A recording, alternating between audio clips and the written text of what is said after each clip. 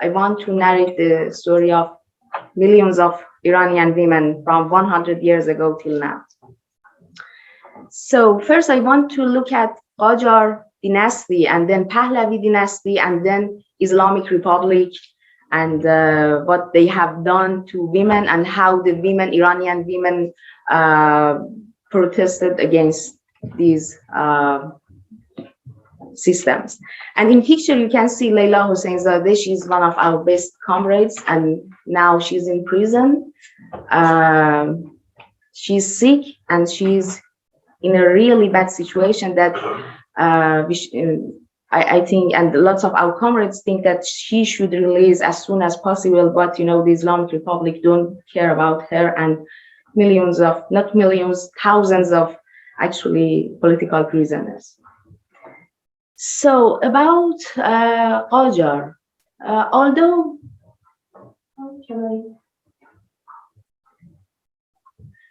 although historians are uncertain about the beginning of resurgence of Iranian women's quest for emancipation and freedom, it is historically,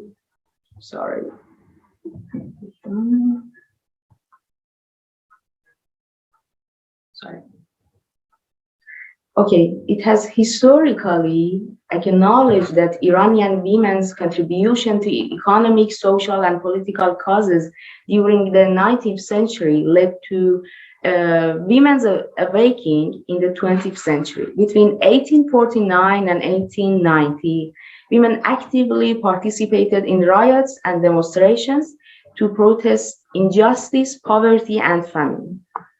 Their focus was on patriotism rather than their rights or emancipation. In fact, women remained veiled and invisible once the demonstrations ended. And then we have a very important revolution, the constitutional revolution between 1905 and 1911, that women did not just protect ulama or mullahs, but also demanded legal rights. In 1911, while Iranian women were selling their belongings to collect money for the country to pay their debt to Russia, women staked their claim to public agency for the first time and began to challenge the traditional female identity of dependency. Some women took the opportunity to add a slogan against veiling and remove their chador or their hijab, causing a public outcry and motivating the rest of pro-constitutional women to call the unveiled women prostitutes and to dissociate themselves from the protests. So if we can talk about public mobility in this era, the tradition of confinement imposed public seclusion under the guise of protecting women's chastity and labeling women's nature as incompatible with social activity. Hence, appearing in public subjected women's bodies to policing and control by men and officials.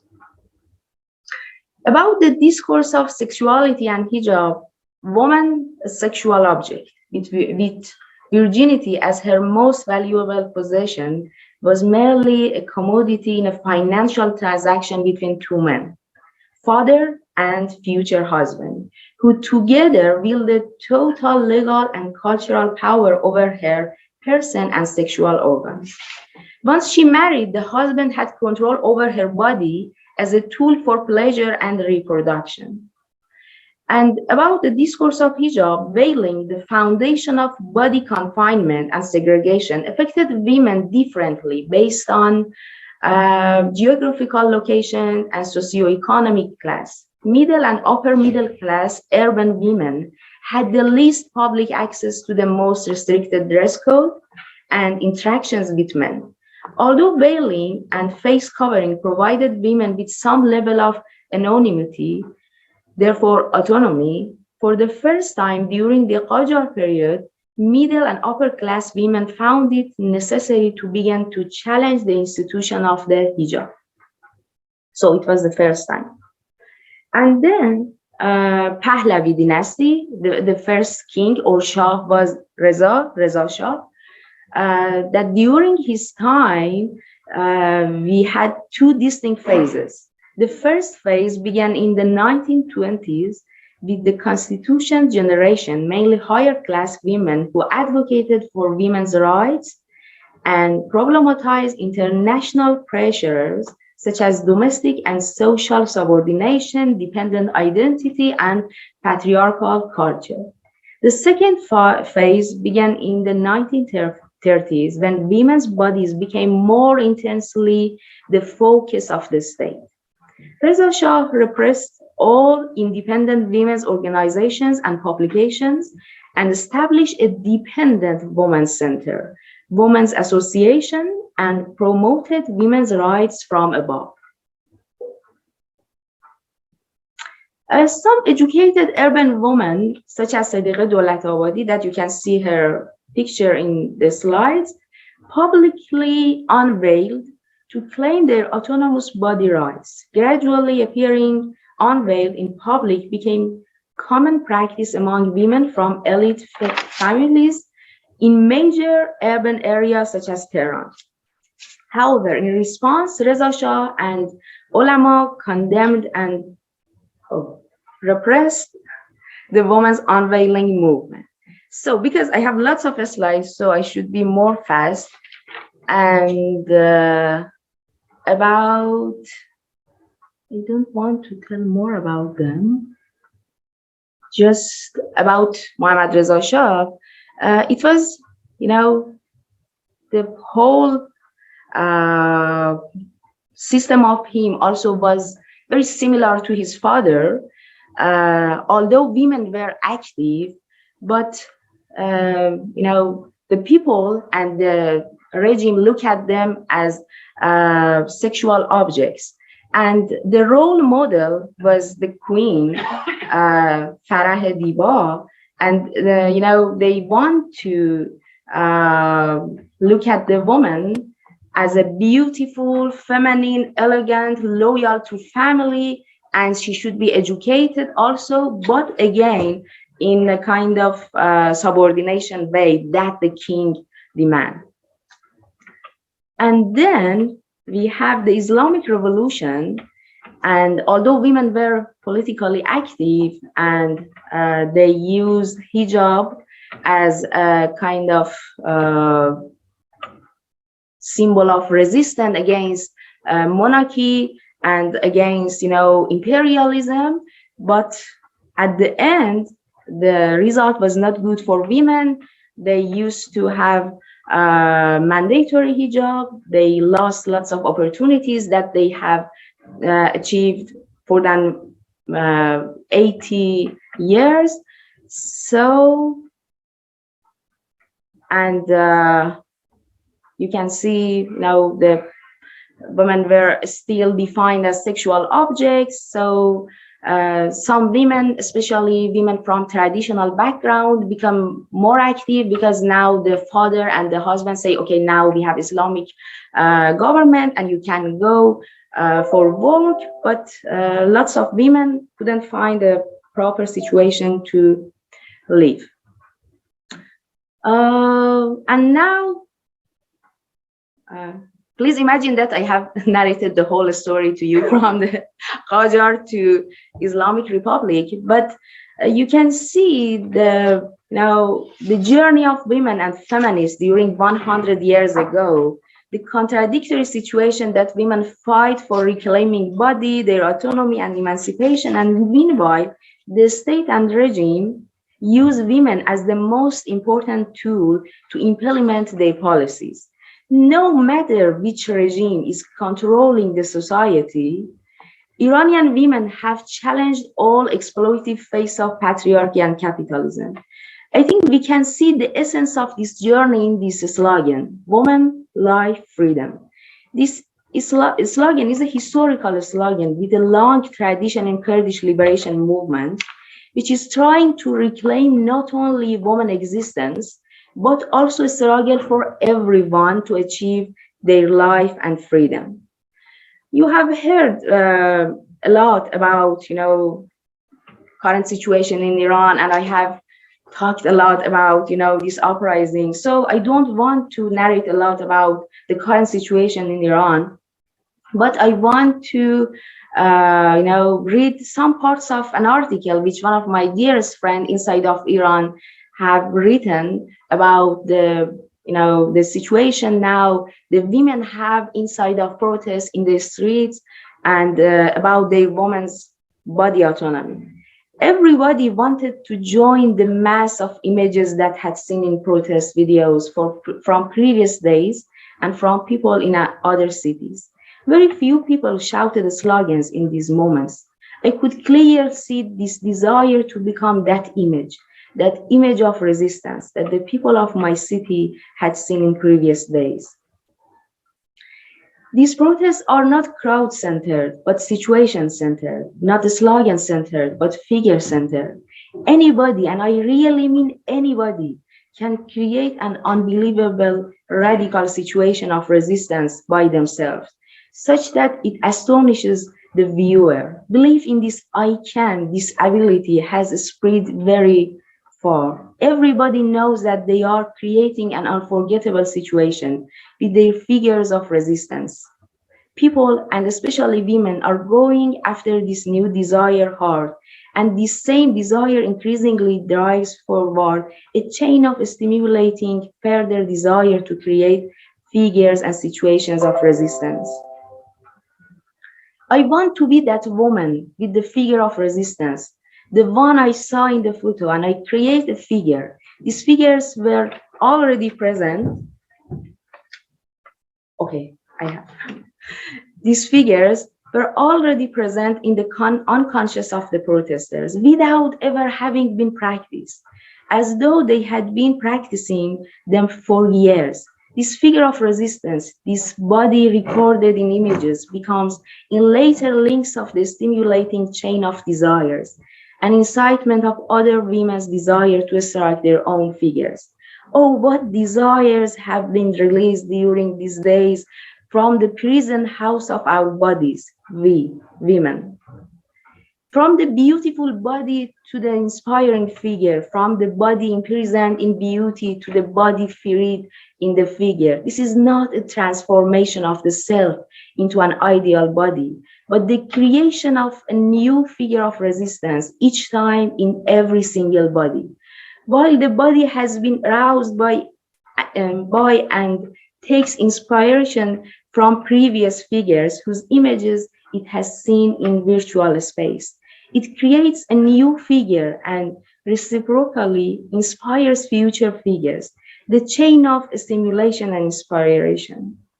The figure has released women from captivity in the body and its historic subjugation, and has made the body flourish in its wake, a body that has only now discovered the possibility, the beauty of its own resistance, maturing anew. Yeah, that was the end. Thank you.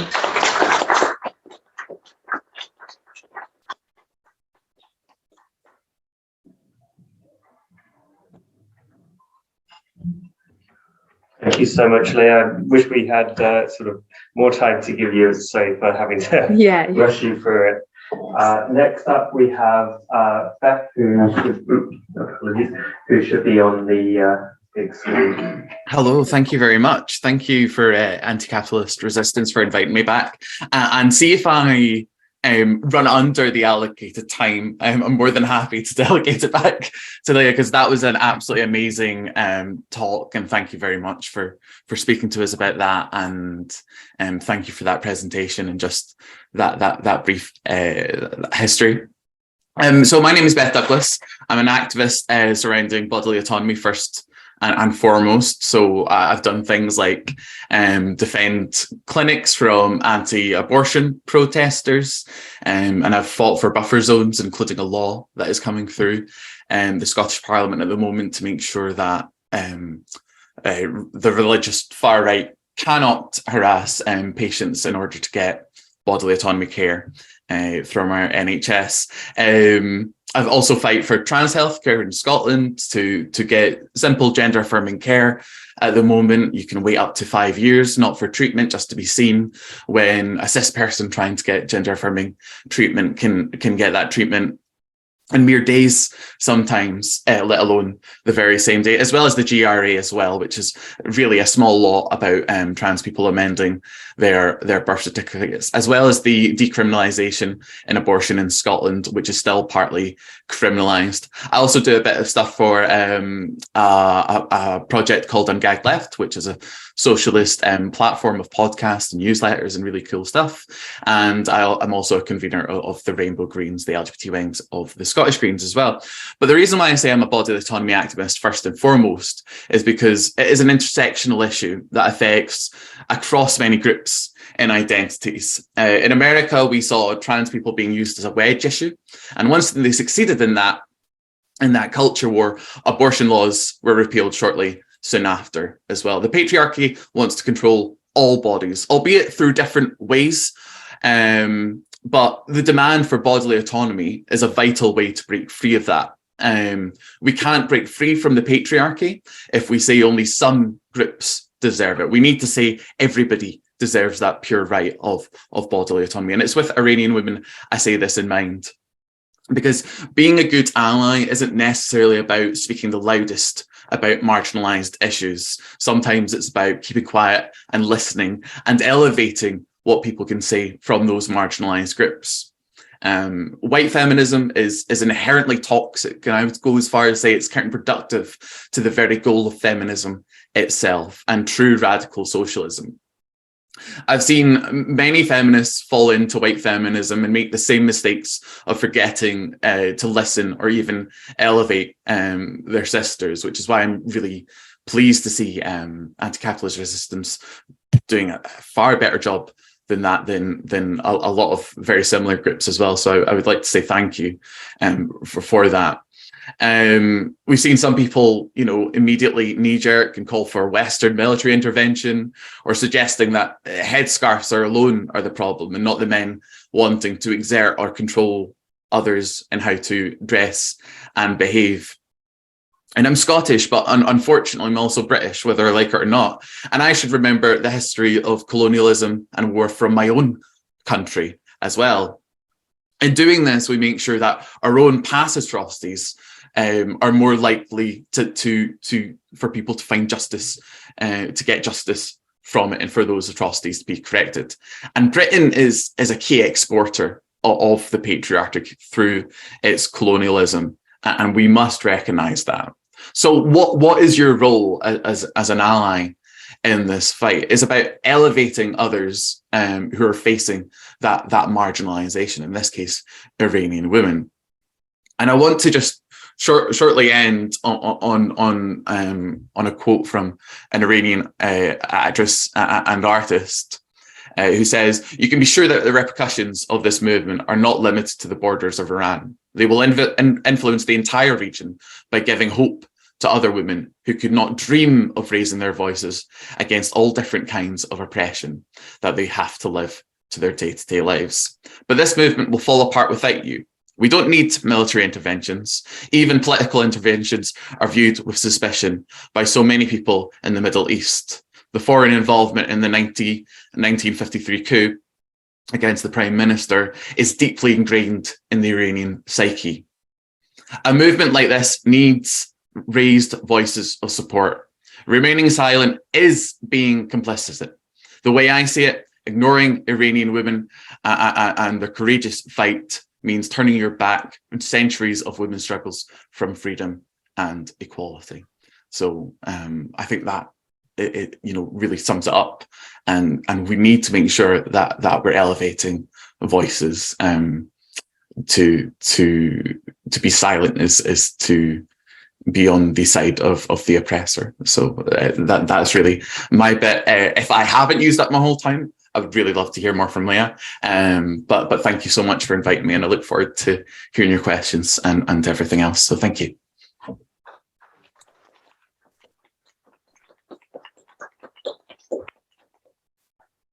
Thank you there. Do you want to come in with anything more before we go to questions? Or, I mean, we do have a little extra time if you'd like to. No, I think questions. Okay. Yeah. Okay, I'll take questions from online, which I will handle, and from the audience. So if anyone wants to put up their hands in the audience. Okay, we've got somebody online, but there's nobody.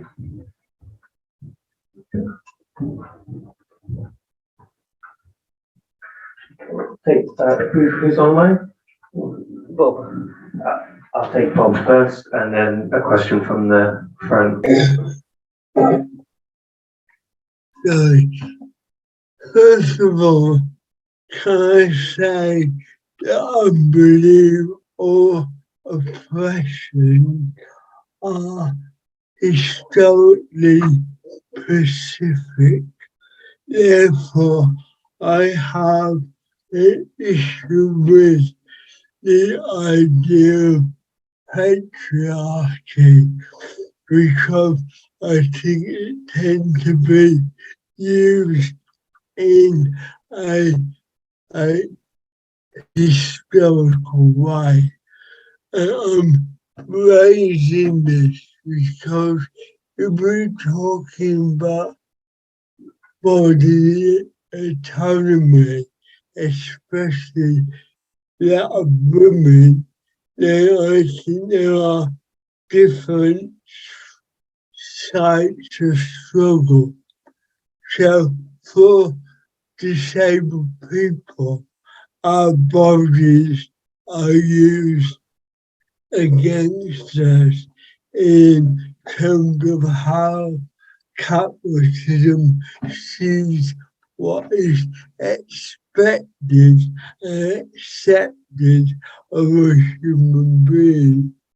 And therefore, for disabled women, there are additional issues that they face in terms of oppression that is different from non-disabled women.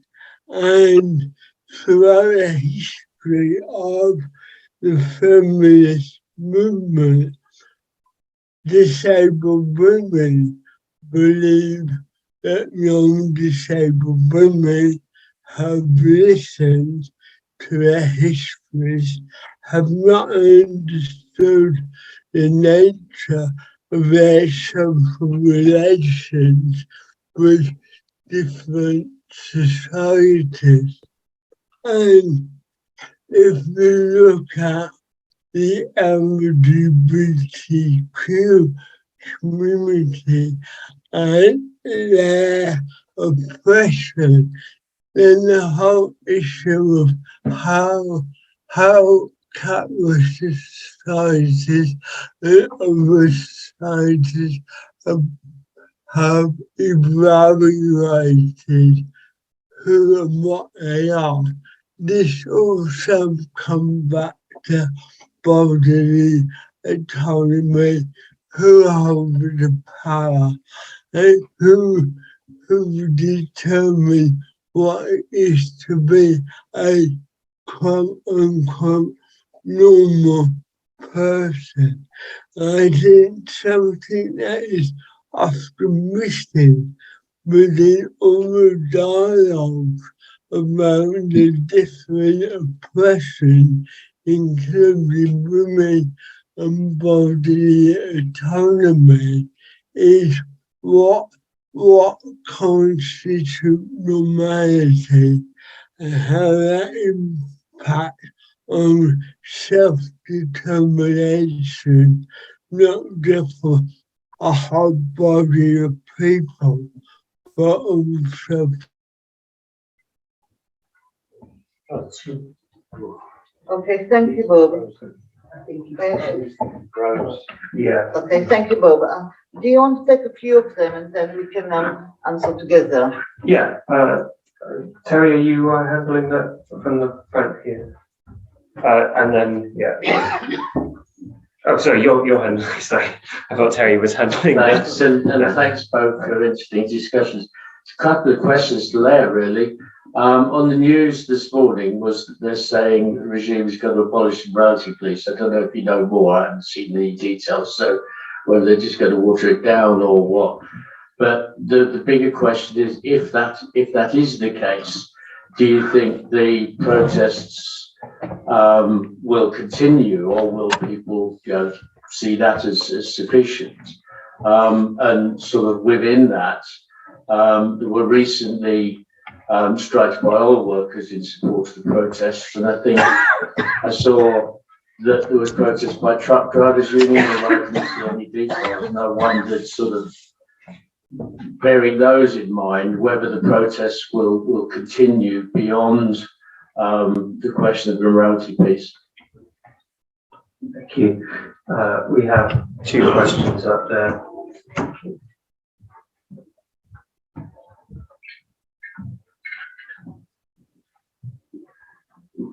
Hi, thank you.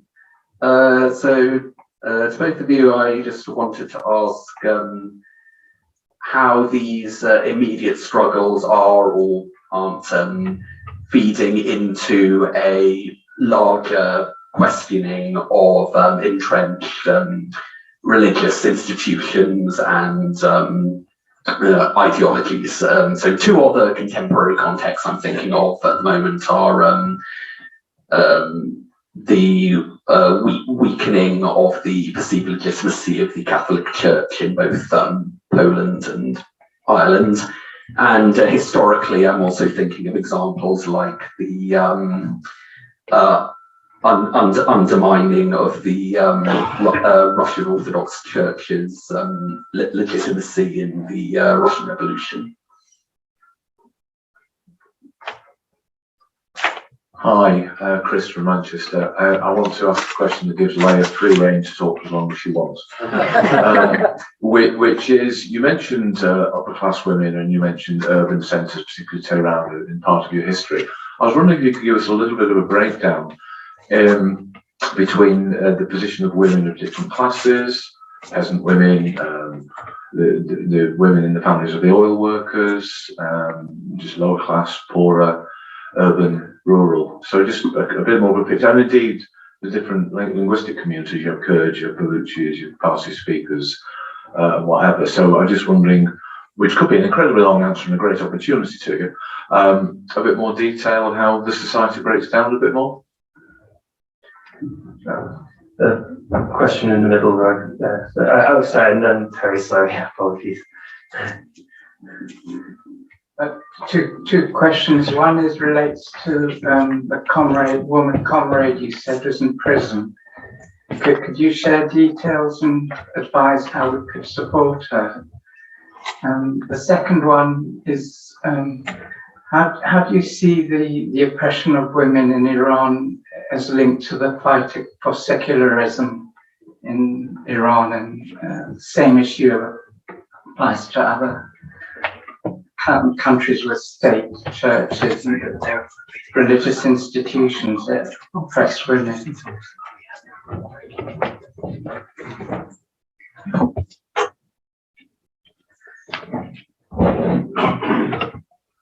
Yeah, well, thank you to both. But first of all, I want to give Beth an opportunity to talk a bit more, because I think you shouldn't assume, Beth, that people in an audience in England and Wales actually have been following particularly the fight for buffer zones in Scotland, and I think it is an important struggle which has implications for the movement for reproductive rights across Britain and indeed across the world, because the growing strength of the religious right internationally and their campaigning against women's right to reproductive rights, women's right to healthcare more generally, is something that's going to become a bigger political issue. And then to Laya, I was at a meeting last week where a sister was talking about Iran, and one of the things that was, I thought, very striking about what she had to say was talking about the role of Britain in backing the Pahlavi regime. I mean, something I knew but had kind of forgotten about. And I think that's quite important in terms of taking up what's going on in Iran here, that because Iran was never formally colonized, the economic relationship between Britain and the state of the Shah is kind of not very well studied on the British left. And I think given the role that pro-monarchists are attempting to play in so-called solidarity with the protests, which isn't solidarity with the protests at all, it's an attempt to dislodge the protests and divert the protests. I think it's quite important that people understand that discussion. Thank you. And could speakers introduce themselves when they begin? Also, we have 40 minutes, so we should have plenty of time to hear from both. Yes. I don't have anybody there, but I wanted to ask something myself. Oh, absolutely. Yeah. Yes, it's interesting because I was going to ask this very similar thing to what Terry was saying about the Iranian Revolution in '53, which I read about a number of years ago. I read a book about women involvement and a kind of from a women point of view. I think it's called The Square, but I can't remember at the moment. And it kind of introduced me to that kind of part of history which I was not familiar with. And I just want to say that to Beth about especially trans women house. I know my daughter has been waiting for an appointment. She just got one after 4 years and 7 months of waiting, and that is a long time, obviously. Mm-hmm. And just wondered if there's research about trans women health in general, when it's not related to the particular trans thing, whether it is still taken seriously, a kind of in general kind of health issues and other things like that. There's a kind of a blank thing about that. Just to know more about what happened in Scotland, especially with the trans legislations, because it's a lot of things moving forward, but there's a lot of backlash, as far as I understand. Absolutely. Take one more question from the audience, if anybody has any. It's fine if no one does yet. All right, I'll ask a question if no one else is putting their hands up. I'd also like to hear more about the specificities of the Scottish situation. I've recently sort of started my sort of trans medical process, and I would echo Inbar's questions on that. I've opted for private, and I think there's a lot to potentially be said about the way that the NHS is generally being run down, and then the way it's being run down for specific communities, and the interactions between those in terms of the government trialing, essentially pushing people more and more into private paths, because I know a huge number of trans women who have effectively, and trans men, and non-binary people have effectively been pushed into the private sector with incredible expenses and equally still long waiting times. I mean, the idea that the private sector isn't bureaucratic is a bit of a myth. So I'd love to hear more on that subject. We should probably go back in reverse order. So Beth, if you want to respond to anything that's been said. Absolutely. Thank you so much, everyone, for those questions. So I'll start off with Bob's questions. I'll tackle the questions, but I think it's relevant for me, and just to give Laya more free rein as well.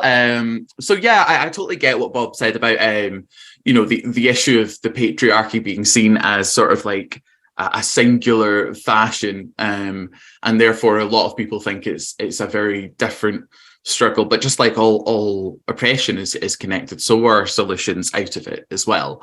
So for example, if we apply bodily autonomy on disabled people, there's plenty of disabled people who have the choice of whether they have a kid or not outright taken away from them and removed. some were awful, in which even in Britain, in how we provide the agency to disabled people or autonomy, let alone the awful way that we treat disabled people in this country through benefit sanctions, or just the very benefit system itself with Atmos. And I could go on and on and on. As someone who's on DSA now, universal credit, and it's all just been wrapped in, it's an awful system as well. But I think it's more of a reason of why we should all work together in this issue, because we are all being restricted in bodily autonomy. And what I said, it relates back to my talk. I think that goes across all groups, even for gay men, like the ability whether to take PrEP or not, the healthcare to prevent yourself from getting HIV is bodily autonomy. So this, you could give me any group and I could give you an issue of why the problem can be solved by bodily autonomy as well. So I think we really need to look at it from an intersecular sort of sectional lens. In terms of buffer zones in Scotland, so the first ever buffer zone in the UK was in Ealing. It was brought through by a fantastic organisation called Sister Supporter, who, there's a lot of different, obviously, feminist groups who tackle clinic harassment all in very different ways. So BPAS is very much just like, we don't want to see any counter protests or anything. Sister Supporter is a little bit different with how it deals. It runs stuff like you could be escorted to your appointment as well. So you have a buddy with you. So when you are having totally lunatic far-right men who look extremely divorced or just yelling obscenities, you have someone at least to support you. I'm more in favour of that side. And even in Glasgow, we've held our own sort of counter demonstrations where we don't try and heighten or make the scenario. We don't want to make them more aggressive. We don't want to make them get more louder. So all what we do is we get a huge white bed sheet, and we just put it in front of them. So unfortunately, you can still hear them, but at least you can go to your clinic appointment by not seeing them as well. So that's some of the stuff that we've done here. The Scottish Greens has just done the proposed a bill on buffer zones here. The religious right are very dead set on trying to take it to the courts, and I think it will. I think there's a similar case happening in Ireland at the moment as well, and the result of that will be any day now, and that will, should feed into the rest of that legislation making process here, which will be either horrible or great. And really, I think a good thing about being in Scotland is, I may want Scottish independence, but I want my country to have good neighbours essentially as well. So I want my own autonomy as well. And I hope that when Scotland brings in buffer zones, it will really strengthen the case of actual proper buffer zones, because I know there's been some talk and there's been amendment passed to maybe put in buffer zones in England. But with the Tory government, it's you're not sure or not whether you're being lied to or not. So the good thing about having a more progressive government up here is we can kind of change the law and sort of make the case for the same thing to happen in England, albeit easier. And that's what we hope to do, or that's what I hope to do with the GRA, which looks like the Gender Recognition Act is going to be reformed in time for Christmas, which will be great. There's been a lot of scare tactics and scare stories about that, of course. But I keep on basically saying to people, when was the last time you used your birth certificate to enter a single-sex space? And hopefully the answer is never, because I don't know a rape crisis centre or any charity that accepts birth certificates as a form of identification anyway. And then there's also reforms to trans healthcare. So there's an actual government review that's going on. But the good thing about this review, because we have reviews all the time, and it's almost like cis people investigate themselves, and then we say we've done nothing wrong, and we're like, oh, okay, great, well done. We actually have plenty of trans people on this review panel this time, and we actually have trans people being, at the heart and center. So it looks like that's going to go a very different way to what the current NHS is trying to do with the CAS review.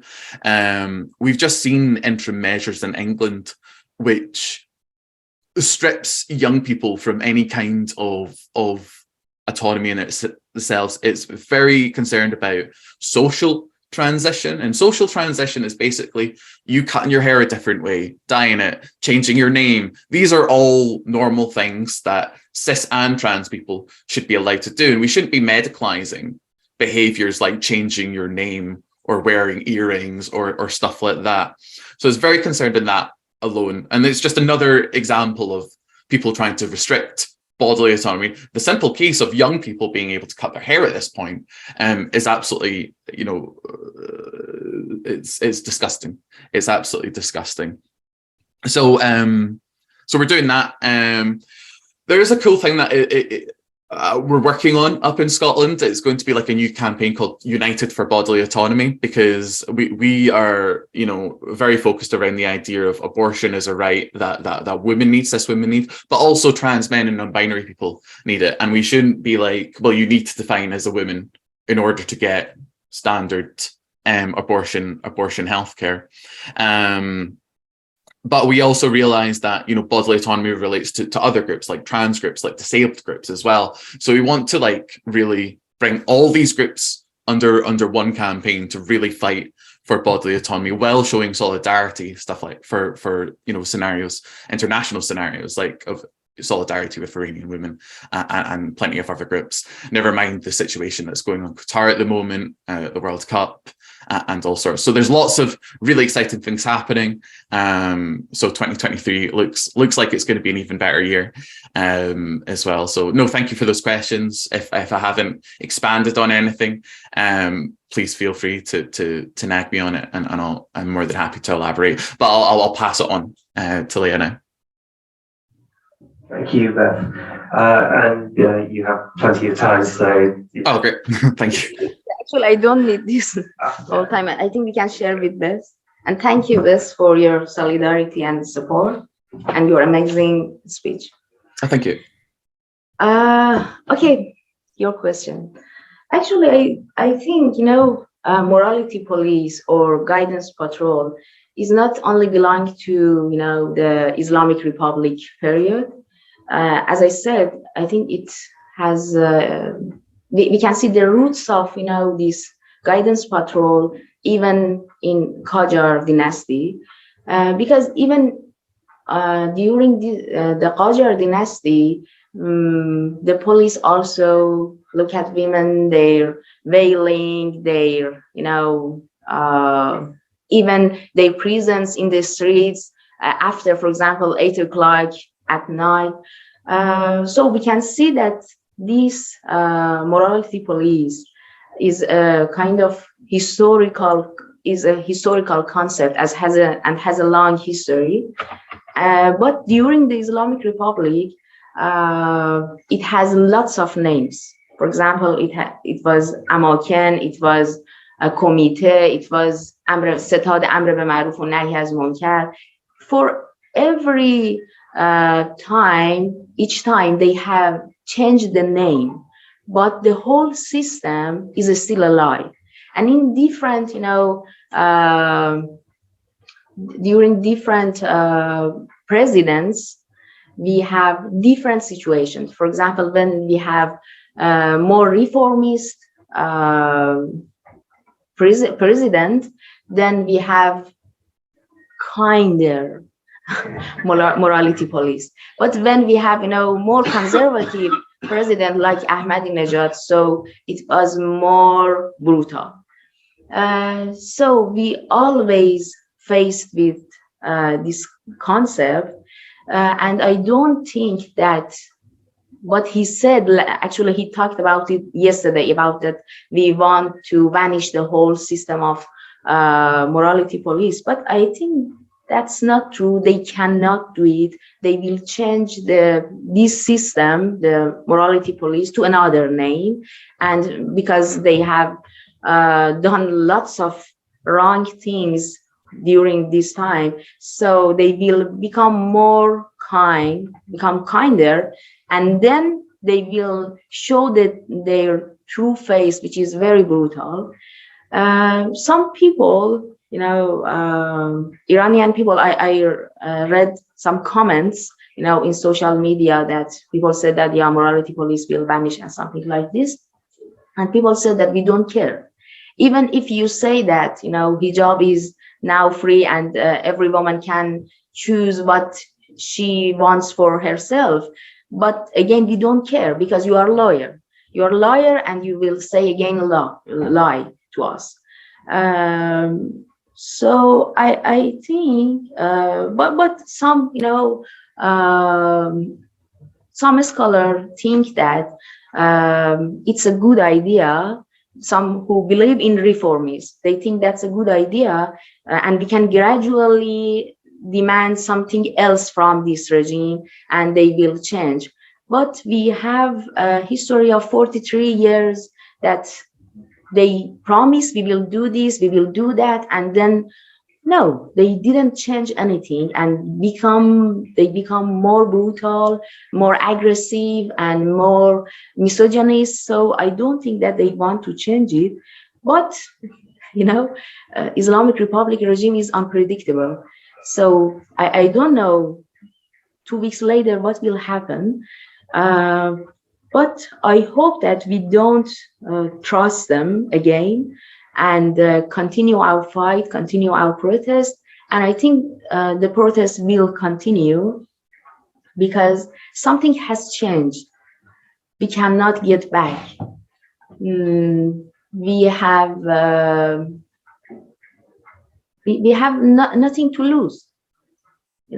Lots of people are now in prison. Lots of people have been killed, have been raped, have been shooted because in this time we want freedom. And I think now we are in a recovery mood because we have fought for about less than 3 months. So it's a long time. For every day you be in street shout and see that those unbelievable and very, very sad pictures of protesters. So I think we will fight, we will continue this protest. But even describing this protest is hard for me. So analyzing this protest is even harder. But I think and I hope that this protest continue. And about what Chris asked about the different classes and different ethnic minority groups that we have. I think because the whole concept of hijab was not something, it didn't create it for protecting women. It has created for protecting men's assets, men's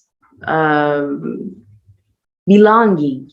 So like, for example, if you are a rich man and you have a big land, you put fence, yeah, am I right? Yeah, you put fence, on that land. So because you are a rich man and you have a beautiful wife, so you should have fence, on her. So the whole meaning of hijab is protecting the asset of men, not protecting women. And because of this, when you belong to middle class or upper classes, so you are rich and your wife should be an expensive commodity, and because of this, that she is an expensive commodity, so she cannot go out, she cannot have proper life condition, proper job conditions, she cannot have a job, she should just be at home and protect the children and something like this. But when you are a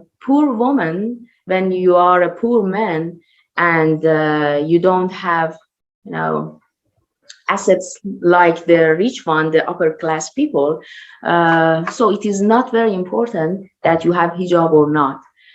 For example, during the Qajar or Pahlavi, the prostitutes allowed to don't have any hijab because they are not valuable commodity. So that's I think the philosophy of hijab.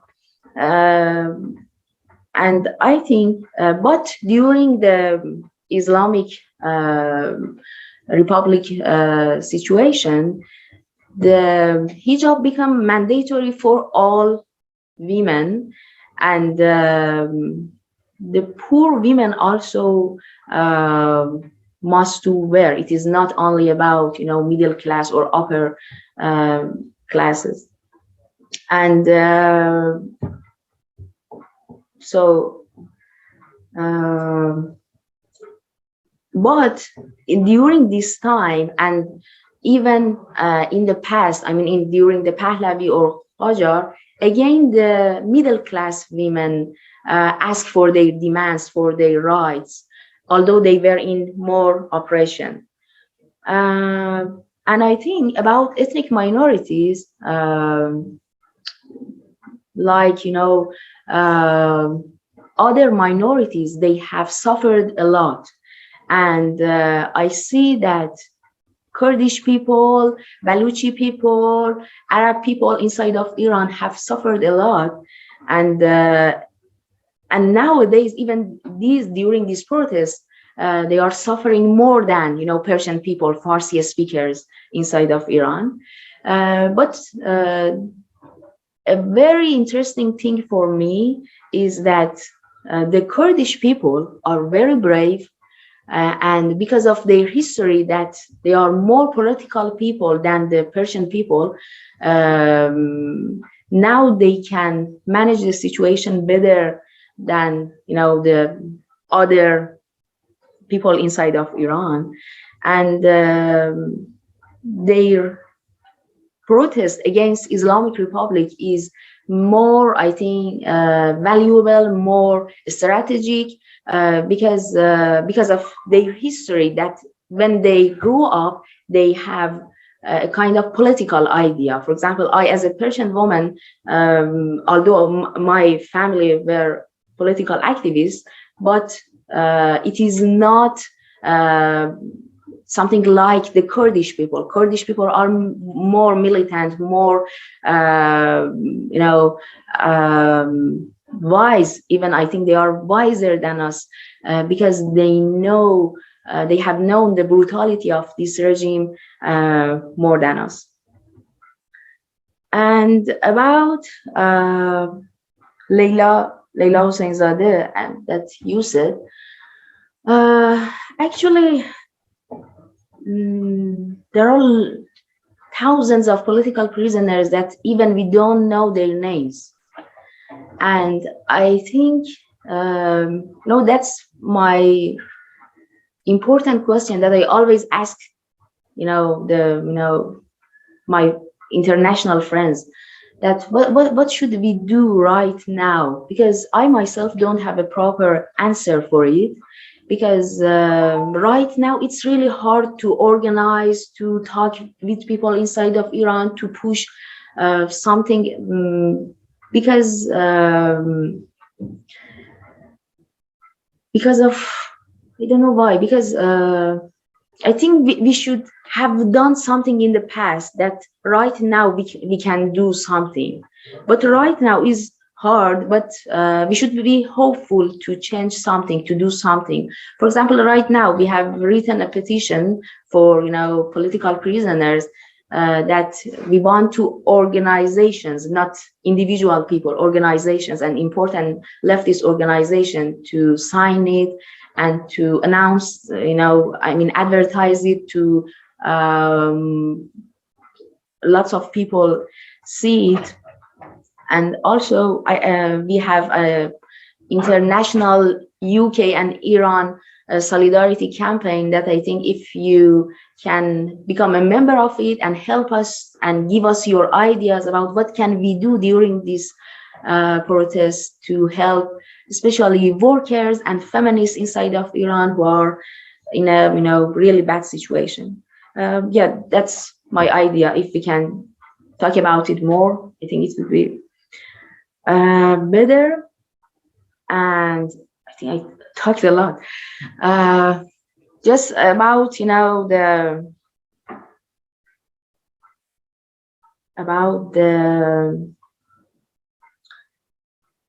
Islam and religious institutions and secularization. You know, although there are lots of women who believe that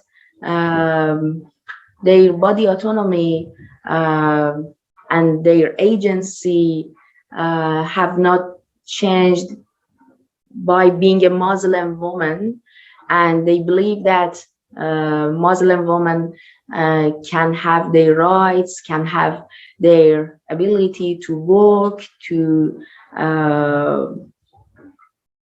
educate, to everything. And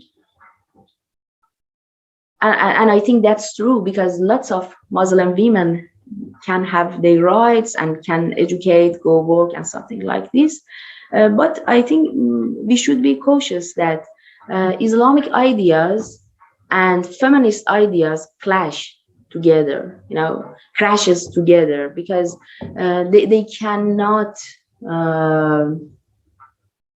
be together.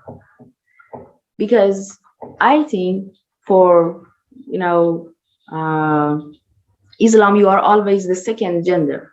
You are not in equality with the man.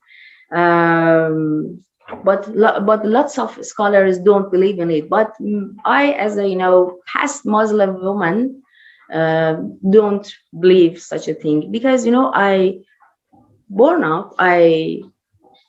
as a child, I didn't have any idea that I can be a Muslim or I cannot be. I must be a Muslim. I didn't, like other religious ideas, you don't have an option to choose what do you want.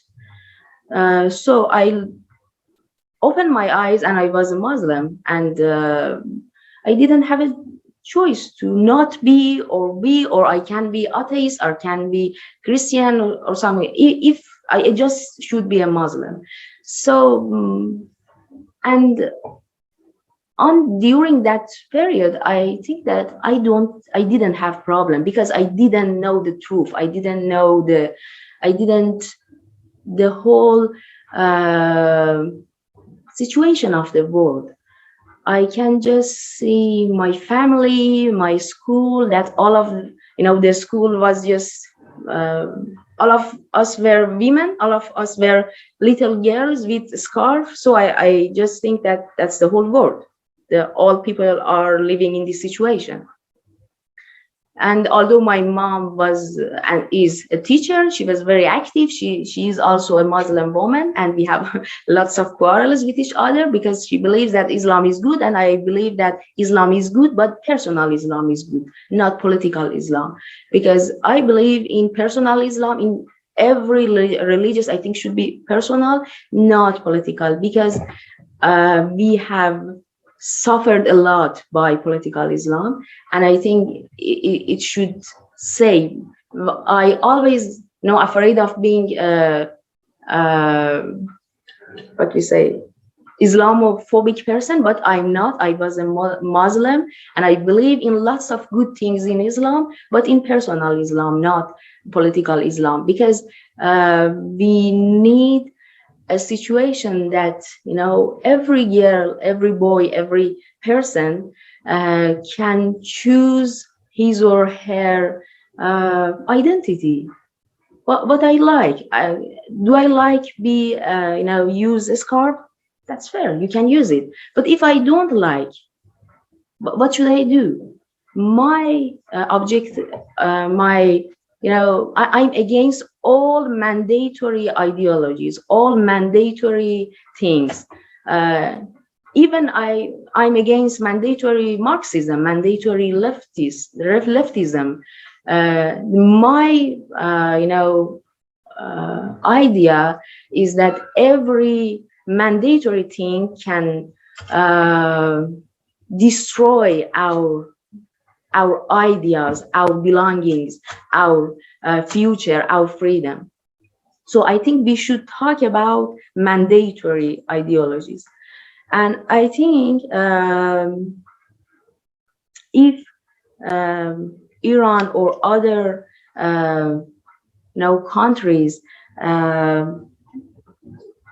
just give options to all genders and all people, then I think we can have better things inside of Iran or other countries if we can choose our freedom, if we can choose our ideas. I have lots of good Muslim friends that we talk with each other. We have really good relationship with each other because we accept ourselves. I'm not Muslim and she or he is Muslim, so we can have really good relationship with each other. But Islamic Republic system, Islamic Republic regime has done something to us that lots of Muslim people who are against Islamic Republic regime afraid of to even say it, because they think that they will punish by protesters, but that is not true. The protest is really peaceful, and protesters inside of Iran don't have any problem with Islam, personal Islam, and don't have any problem with hijab. But our problem and the protesters' problem is about mandatory hijab, mandatory Islam, and we should. I think we should talk about this issue to become more clear. Yeah.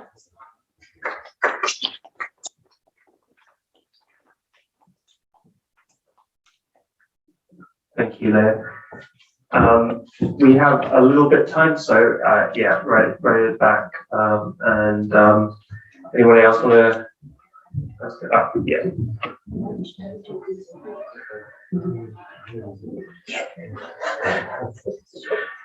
Do we have anyone on the? No.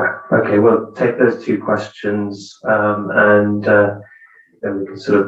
I think both speakers can very briefly. Yeah, sorry. I just wanted to make sure, because people standing over there are not on camera. Yeah. Tom, move over to this. Oh, they can't see you. Can I just say that we have been a confusion about starting time. Yeah, some people started later, but we can talk later. Okay.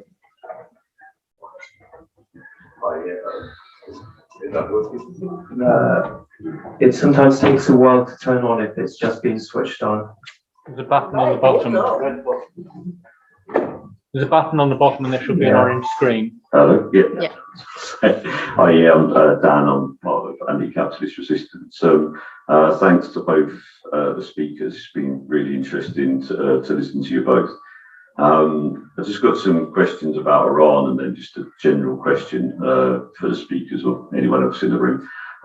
In terms of Iran, like you were talking about different sections in society, and I just wondered if there were any sections of women who are supporting the regime and supporting the kind of morality of the regime. The second thing I wondered about was, in terms of the women's movement, the role of trade unions, if they had any role in terms of progressing women's rights. And the last thing is, you talked about peaceful demonstrations, and obviously a lot of the demonstrations with the Arab Spring started peacefully, but were forced basically in many cases to take up arms. And I just wondered whether that situation is likely to happen at any point in Iran if the armed oppression, carries on. So obviously a lot of people have been killed. And, I think people have got the right to armed resistance in those circumstances, but obviously it's a question for people, what people think is the best, thing to do on the ground. And that includes, obviously within the women's movement as well. Even in this country, historically, the suffragettes, there was basically some forms of, armed resistance that happened. And then the second question is just a general question about body autonomy, because, obviously in somewhere like Iran, the way you described it is like there's the pressure on women, to cover up and ownership. But in terms of body autonomy, in a lot of Western countries, almost the opposite has happened, in that women are pressured to be overtly sexualized and pressured to wear skimpy clothes, and there's that form of, well, in fact, there's both pressures going on at the same time. You look at somewhere, especially like an extreme like America, there's massive oppression from like evangelical Christian groups to, for women to cover up on one hand, and on the other hand, there's the pressure of like places like Hollywood and stuff like that for women to go the opposite and be overtly sexualized. And I just wondered what people thought about that pressure in terms of body autonomy as well.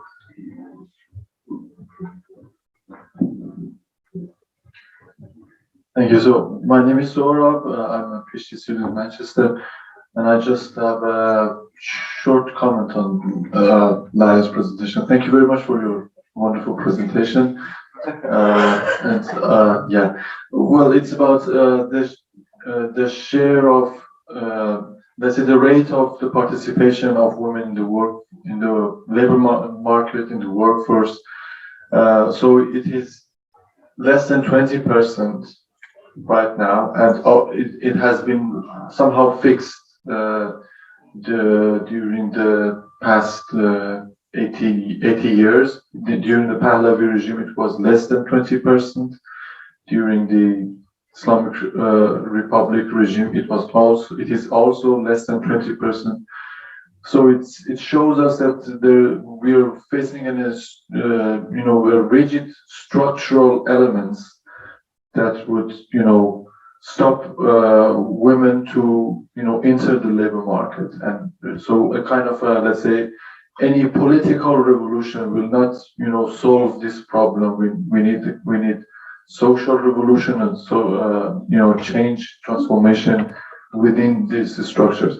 But the interesting thing is that when we look at the Teachers Trade Association, the situation is different, because we have almost 1 million teachers, which more than 500,000 of them are women. So this is the only part of the economic sector that women are more than men.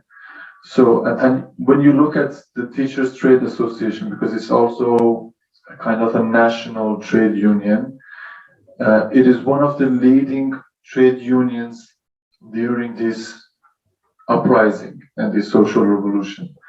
When you look at their activities, they were the first trade union that called for a political strike.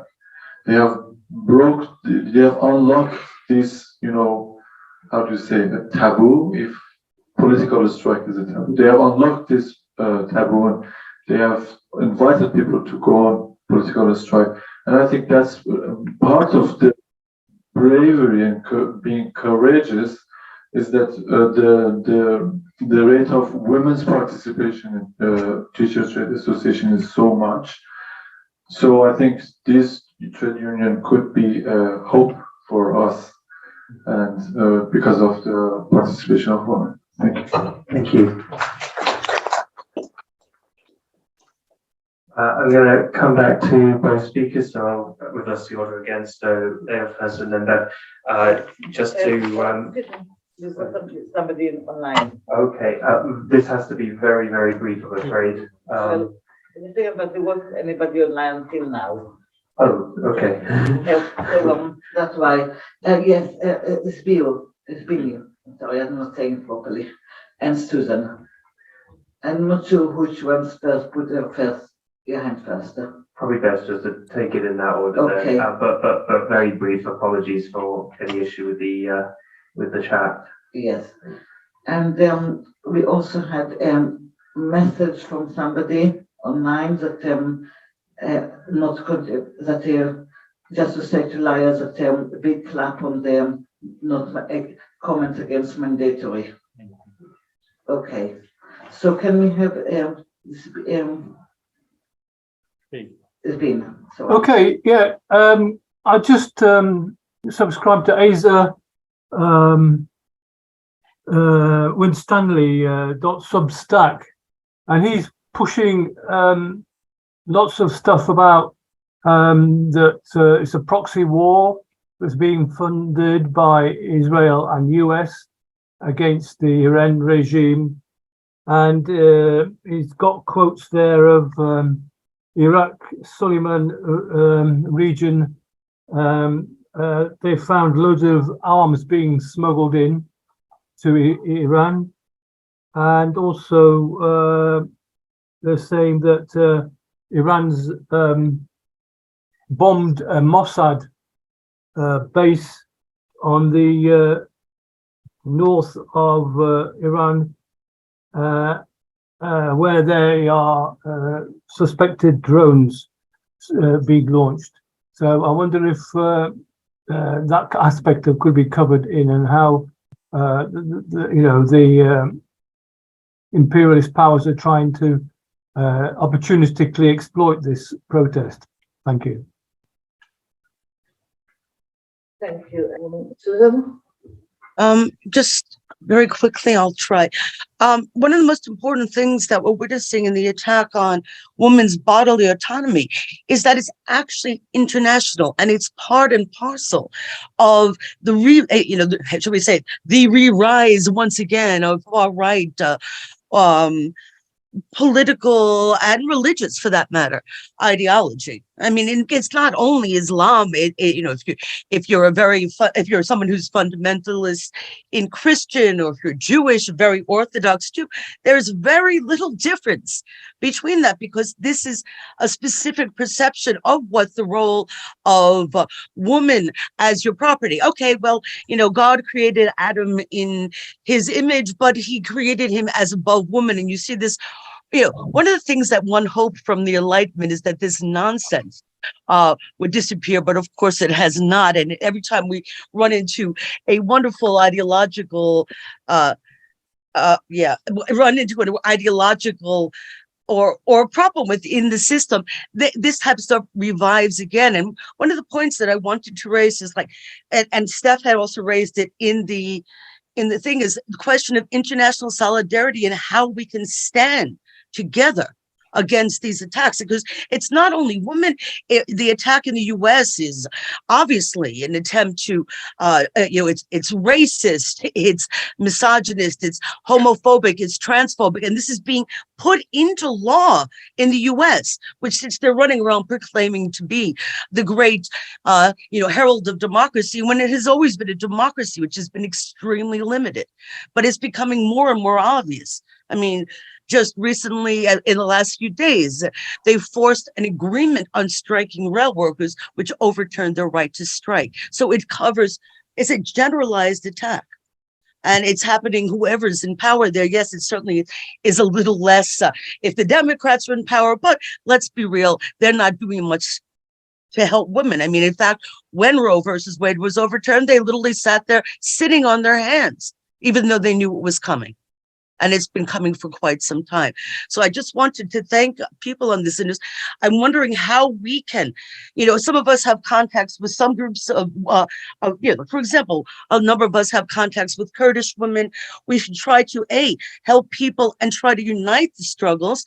And at the same time, recognize that these struggles are, a lot of the struggles are intersectional.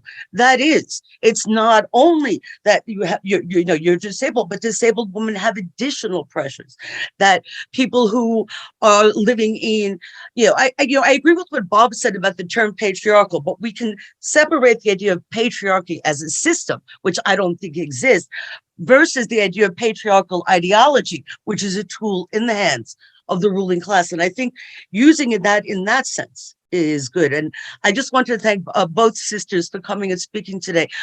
Beth, I'm so worried about the buffer zones not being enough, because having been one of the few Jews who knows Our Father and Hail Marys solely by working as an escort on abortion centers and having holy water thrown at me, I'm so concerned that this is not sufficient, because they were literally filming people, and they were doing it in Britain, going into there.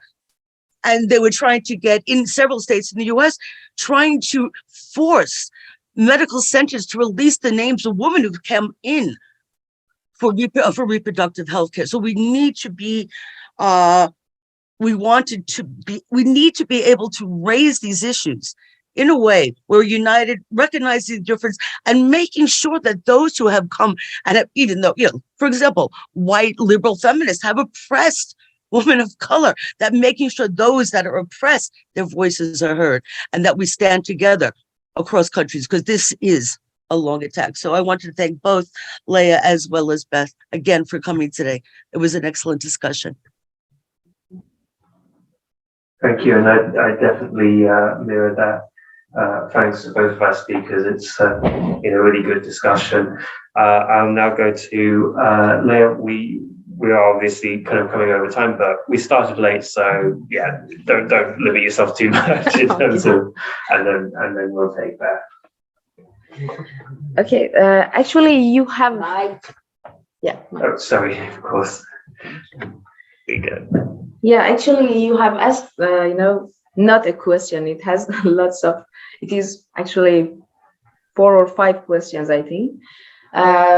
We can talk about it, I think, in the break, but I can say something really short about your question. Yeah, it's a peaceful demonstration, but Islamic Republic regime wants to change it to, a war, I think, because as, someone said that at the first days of protest, Islamic Republic bombarded Iraqi Kurdistan to provoke them, and now is killing lots of Baluchi and Kurd people inside of Iran. And for example, in other cities, they use other bullets, but because I don't know the name in English, but they use war bullets in Kurdistan and Baluchistan. So they are provoking people to do something. But Kurd people and Baluchi people, although they are very organized people, although they are very militant people, but they are absolutely wise to understand that, using gun, using, weapons against Islamic Republic is a trick of them. They want to use, this strategy to say that, look at them, they are our enemies, and we want to defend ourselves because Kurd people or Baluchi people are like this. But, the people are peaceful, the protest is peaceful, but Islamic Republic want to change this peaceful situation to a war situation, I think. And about,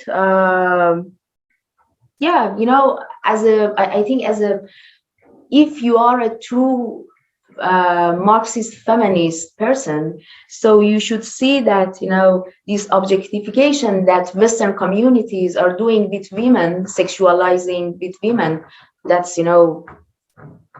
that's unfair, that's not true, and we should resist against this kind of ideas. And also we can see that the way Islamic Republic regime has, is doing with women is another form of objectification, is another form of sexualization, and we should be against both of these operations. As a true, I think, Marxist feminist, I'm against all liberal feminism ideas because they are the true servants of capitalism.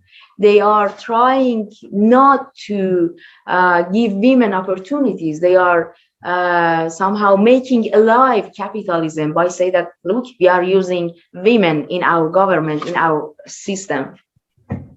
So I think I'm anti-imperialism, I'm anti-capitalism, I'm anti-all-white, middle-class feminist ideas. And also I'm against all mandatory ideas like what Islamic Republic has done to us. I'm against mandatory Islam ideas. So in this situation, I think we should insist in, these ideas, because now the kind liberal feminists now are trying to echo the Iranian feminist voice, but that is not what, women inside of Iran wants. That is what the liberal feminists want. They just, cut very short amount of their hair. We are in solidarity with women inside of Iran, but they are not. They are in solidarity with our oil. They are in solidarity with our resources inside of Iran. And we should show it that you are not our true sisters. You are not our friends. You are friends of, again, exploit our system, like in the Pahlavi regime. But what you have done in Pahlavi regime to us, you want to again do it, for the future of Iran. So we should be against of this issue. And I think, again, as a true feminist Marxist, we should pay attention to queer society, how much they are in suffer, how much they are in trouble, especially inside of Iran. Now we have a queer feminist activist who is in a jail and will execute. And we should talk about these issues because more than women, queer society in Iran are in danger. And I think also we should insist on this issue as well. Yeah, thank you. Thank you so much. I'll rattle through mine just because I know that it's time. However, I missed out a little bit in my previous round of questions. Just I was asked about research into trans health and what about private healthcare as well. So there is like a lot of good research around just general healthcare for trans people. That of course isn't done by the NHS because we're really expecting otherwise. So you're much more likely to get better methods of care if you unfortunately do go private or just other methods of the NHS. So for example, I DIY my hormones. I used to get my hormones, estrogen, from trans women who made it in Ukraine, but obviously that's no longer an option anymore as well. And it just shows you that we really need to totally change the healthcare system, because it is leading for people to buy substances online, medication online, because they don't have the money to go private. But you can fall into a situation where you buy something online and it's not what you intended, and you could end up very much hurting yourself as well. So it's not just a method of body autonomy for trans people, but it's also a matter of harm reduction as well, because it's very similar. If you just ban abortions, abortion still exists, you just have banned safe abortions. And it's a very similar story with gender affirming healthcare for trans people with HRT. There was a question about what have trade unions done for progressing women's rights, and globally they've worked for equal pay. Here there's a very fantastic story about how the LGBT movement supported striking minors through Thatcher's era. And that solidarity went both ways, because if it wasn't for trade unions in this country, we wouldn't have seen a motion for Labour to support equal marriage. And if it wasn't for Labour supporting equal marriage, I doubt lots of other parties would have galvanised with it as well. So I think, a huge bit of lesbian rights is marriage equality, and that is because of trade unions. And I think, stuff like paternity pay as well is also very important, as well as their works on trans rights. We've seen with them trying to strike at the moment. We've seen the UCU, the Authors Association, lots of trade unions have been sort of like put on the spot with the trans question, and they've been encouraged to sort of go down that culture war in a way to try and divide us. And trade union leaders have been fantastic here in not letting that happen, which is very, very good. And what I would say is, I think we should reach out to all of our trade unions, and if you're somehow in this meeting and you're not a member of the trade union, join one. In that case, it's my union, IWW, and we should talk to them about how we can support, about how they can support trade unions in Iran as well. Because this is a far right global effort against body autonomy, and we need global solutions as well, and solutions that go across borders. As Susan said, mentioned how anti-abortion laws are racist, and I really want to actually zone in on that, because not a lot of people know why, and it is pretty much because of white fright. It's the idea of white people are more likely to get abortions than people of color, and therefore the white race is going away. And it is that white fright that they're trying to play into, and that is the sort of the dimension of race in body autonomy, and why there is a dimension of race. So this is very intersectional. It's intersectional if you're trans, if you're women, if you're disabled, if you're a person of color. And yeah, so, and also the right to strike itself is an issue of body autonomy. If, you know, you can't strike, that is them essentially controlling what your body should be used for. When you are doing work, you are generating labor, your body itself is being commodified. And my response to people in America is they should strike anyway. In terms of that question on buffer zones, I absolutely agree. Will buffer zones go far enough? In Scotland, we're really seeing that sort of that type of politics exported around sexual health clinics as well. And we need to make sure that our NHS trade unions, our nursing unions, all have the powers that they need to keep their staff safe. Because not only is this a women's rights issue and a trans issue, because trans men and non-binary people do need abortions. It's also a trade union issue as well, because we see too many examples of you know, people or healthcare staff who are attacked by these fanatics. That is not enough for them to just harass women outside of abortion clinics, that they'll actually follow staff home and they'll try and brutally harm them, or they'll go inside the clinic itself and try and cause harm that way as well. So we need to make sure that, you know, abortion in all scenarios is decriminalized first and foremost, to make sure that people are safe from the state. But also we need to make sure that people are safe from these, you know, religious far right who literally do want to hurt anyone that doesn't allow them to control your body. And yeah, and I guess I'll finish off by just saying, you know, we can have like disagreements of, you know, who's responsible for all of this. Is it the patriarchy? Is it class? Is it that? And I would just say that we need to come in mind that, you know, the enemy itself is oppression, and it has lots of varying strands to control lots of people, sometimes in multiple ways as well. Whether that's a patriarchy, class, it all mixes in together, and we need an intersectional solution in order to truly combat that. So let's not try to fit in silos or say that, you know, I don't want to use the term oppression Olympics, but we need to be multifaceted in tackling oppression, because if we don't do that, we're going to lose.